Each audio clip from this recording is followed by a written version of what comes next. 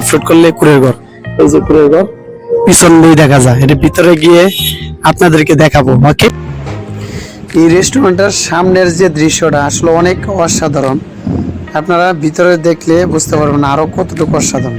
আজকে আমরা আইসাই খাওয়া দাওয়ার ব্যবস্থা, যে আইসা অনেক গরম লাগতেছে তাই আমরা কিন্তু এই মজু খাচ্ছি।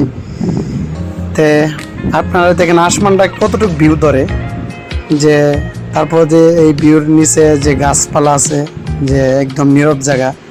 আমি খাচ্ছি আর উপরের দিকে তাকাইতেছি, যে একটা বাতাস, যে একটা অসাধারণ একটা বাতাস, যে আর এই মধ্যে আইসা যে এখানে বৈশা এত সুন্দর একটা ফিল্ড ইয়া করবো, আমি আসলে ভাবছি না কখনো, যে আজকে আসার পরে যে বুঝতে পারলাম এত আনন্দ এই জায়গা। দেখেন আমরা এইগুলা আনন্দ ফিল করে, দেখেন এখানে বসার ব্যবস্থা আছে, দেখেন কুড়ের ঘর, অনেক আসলে একটা কুড়ের ঘর এটা, ঠিক আছে। আসলে অনেক সুন্দর সুন্দর দৃশ্য আছে, সবাই সেলফি নিতে পারবে, ইয়া করতে পারবে। আর দেখেন হাত, মানে এই জায়গায় আসলে আপনারা বলতে পারবেন যে আসলে একটা ভালো একটা জায়গায় আসলাম, আর এই জায়গায় প্রিয় মানুষকে নিয়ে আইসা অনেক আনন্দ পাইলাম। এটাই হলো আমার কথা।